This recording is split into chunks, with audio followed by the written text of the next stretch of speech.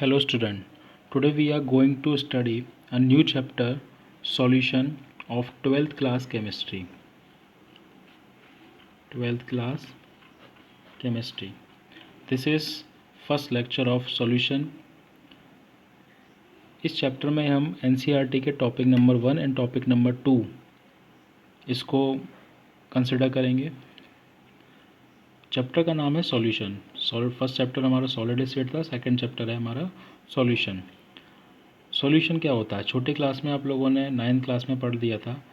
Solution total 3 type के होते हैं on the basis of size of solid particle, true solution, colloidal solution and suspension solution. यहाँ mixture की बात करें तो मिक्सचर हमने 2 टाइप के मिक्सचर पढ़े थे, homogeneous mixture and heterogeneous mixture. तो इस चैप्टर में सिर्फ और सिर्फ हम बात करेंगे केवल होमोजीनियस मिक्सचर की। अगर हम सॉल्यूशन की डेफिनेशन देखें तो सॉल्यूशन की डेफिनेशन होती है solution is a homogeneous mixture of 2 और more than 2 non reacting substance. इसको कहा जाता है सॉल्यूशन।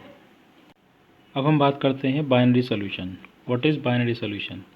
ऐसे सॉल्यूशन जिसमें केवल 2 कंपोनेंट होते हैं उनको बाइनरी सॉल्यूशन कहा जाता है। Solution which contain only 2 component, उनको हम बाइनरी सॉल्यूशन कहेंगे। तो उन 2 कंपोनेंट में से वन कंपोनेंट होगा सॉल्यूट एंड सेकंड कंपोनेंट होगा सॉल्वेंट। सॉल्यूट प्लस सॉल्वेंट दोनों को मिलकर के क्या बनेगा? एक कंप्लीट सॉल्यूशन बनेगा। अगर हम प्रीवियस क्लासेस के अकॉर्डिंग देखें तो प्रीवियस क्लास में हमने देखा था सॉल्यूट हम उसको कहते हैं जो लेसर इन अमाउंट होता है, जबकि सॉल्वेंट होता है हायर इन अमाउंट। ये हमारा प्रीवियस कॉन्सेप्ट था जो हम छोटी क्लास में पढ़ रहे होते हैं। एक्चुअल में सही कॉन्सेप्ट है solute which lesser in number of mole. इसको ध्यान से सुनना, number of mole. Solvent which is higher in number of mole और सॉल्यूट इसको कहेंगे जो नंबर ऑफ मोल में कम होगा। फॉर एग्जांपल हम एक एग्जांपल लेके चल रहे हैं। सपोज 180 ग्राम यूरिया और 90 ग्राम वाटर है। तो अगर हम नंबर ऑफ मोल्स कैलकुलेट करें, we know that number of mole is equal to given mass divided by molecular mass divided by molecular मास।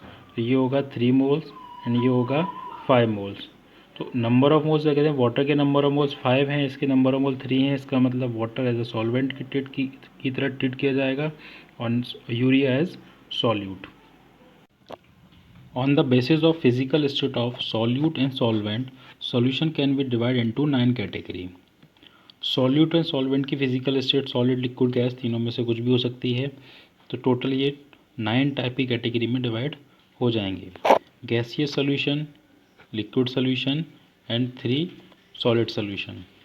एक बात इसमें याद रखनी है, सॉल्वेंट की जो फिजिकल स्टेट होगी वही फिजिकल स्टेट इनके एग्जाम्पल की होगी। फॉर एग्ज़ाम्पल अगर हम लेके चल रहे हैं सॉलिड इन सॉलिड, तो इसका एग्जांपल है copper dissolve in gold means alloy. तो जितने भी एलॉय होंगे वो इसके एग्जांपल होंगे।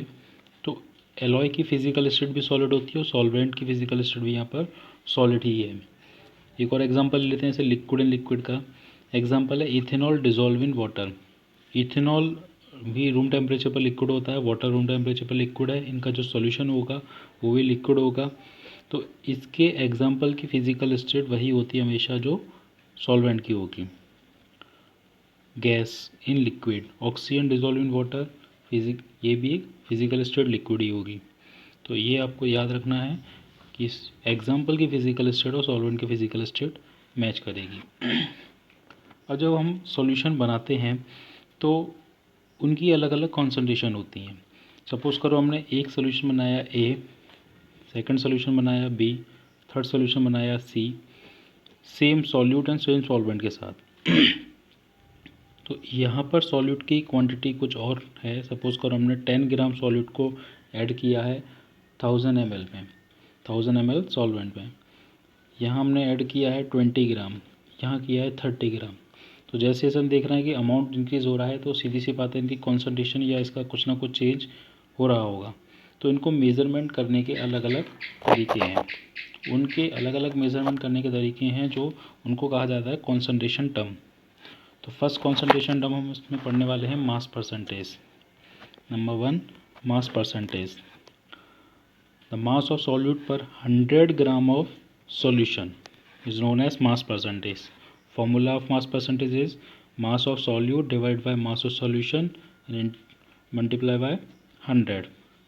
इसका मीनिंग होता है if a solution describe by 10% glucose in water, तो इसका मतलब ये होगा 10 gram glucose dissolve in 90 gram of water resulting in 100 gram of solution. Next concentration is volume percentage. The volume of solute per 100 ml of solution known as volume percentage. इसमें याद रखिएगा volume of solute in ml and volume of solution in ml. अगर इसको litre में लेंगे तो ये भी लीटर में होना चाहिए. दैट मीन दोनों की सॉल्यूट एंड सॉल्यूशन दोनों की यूनिट सेम रहनी चाहिए. सिमिलरली ऐसा ही रहेगा मास परसेंटेज में भी. अगर ये ग्राम में है तो ये भी ग्राम में ही होना चाहिए. तो आप देख पा रहे होंगे ग्राम डिवाइड बाय ग्राम का मतलब ये यूनिटलेस क्वांटिटी है और ये भी यूनिटलेस कॉन्सेंट्रेशन होगी. फॉर्मूला दोनों का सेम है. जैसा मास percent mass of solute and mass of solution था, यहाँ volume of solute and volume of solution रहेगा. दोनों में कुछ भी डिफरेंस नहीं है. ये सारे कॉन्सेंट्रेशन टर्म जनरली हम 11th क्लास में का जो फर्स्ट चैप्टर है उसमें ही पढ़ लेते हैं. Volume percentage can be understand by an example. Suppose करो 10% इथेनॉल सॉल्यूशन है इन वाटर में, तो इसका मीनिंग हुआ 10 ml of ethanol is dissolve in water in such that total volume of solution is equal to 100 ml. Mass percentage में एक बात याद रखिएगा, mass of solution is equal to mass of solute plus mass of solvent होता है. लेकिन volume percentage के case में ऐसा कोई नेसेसरी कंडीशन नहीं है कि volume of solution is equal to volume of solute plus volume of solvent हो. ऐसा कोई नेसेसरी कंडीशन होता नहीं है. जनरली हम इस चैप्टर में ही आगे पढ़ेंगे ideal solution and non ideal solution. तो most of solution non ideal ही होते हैं. नॉन आइडियल के केस में volume of solution does not equal to volume of solution plus volume of solvent. Now next is mass by volume percentage. It is the mass of solute dissolved in 100 ml of solution. पहले हमने पढ़ा mass percentage, second volume percentage. Now this is mass by volume percentage.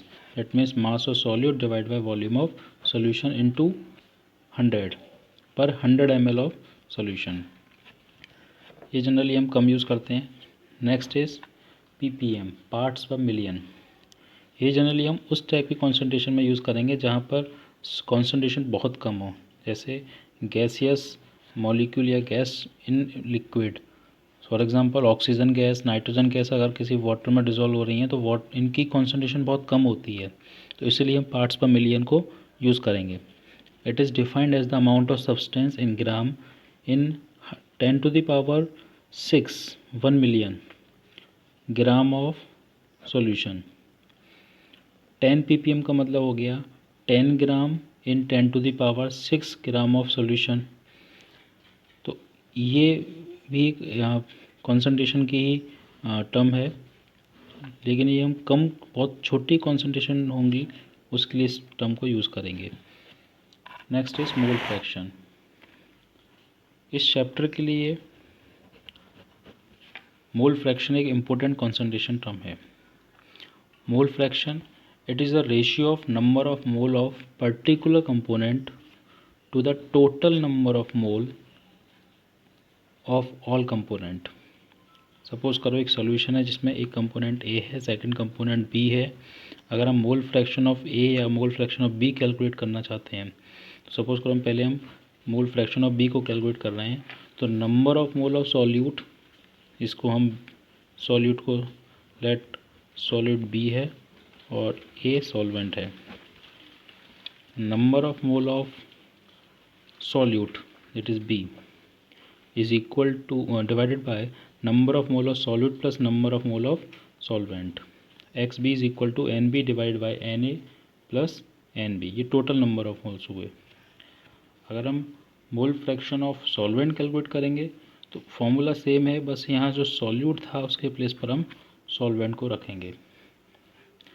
अगर हम x B equal to ये है, x A equal to ये है, इन दोनों इक्वेशन को प्लस करें एक्स ए प्लस एक्स बी तो ओवरऑल रिजल्ट क्या आएगा 1। इसका मतलब ये हुआ, सपोज करो किसी सॉल्यूशन में एक कंपोनेंट ए है 1 है, एक 2 है, 3 है, 4 है, n कंपोनेंट है। किसी भी सॉल्यूशन में कितने भी सॉल्यूट हों उन सबका मोल फ्रैक्शन का सम, इन सबके मोल फ्रैक्शन का सम हमेशा 1 ही आएगा। ये बात याद रखिएगा, मोल फ्रैक्शन कभी भी 1 से ज़्यादा नहीं हो सकता।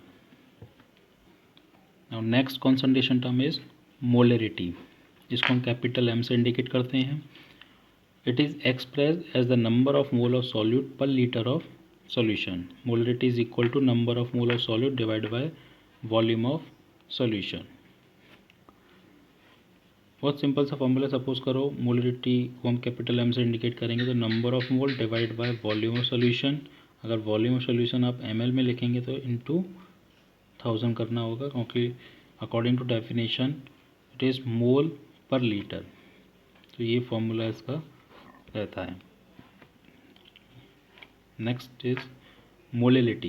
It is defined as the number of mole per 1000 gram of solvent. यहाँ पर लीटर ऑफ सॉल्यूशन था। इन दोनों का डिफरेंस CBSE बोर्ड एग्ज़ाम के लिए काफ़ी इम्पोर्टेंट होता है, ये याद रखिएगा इसको।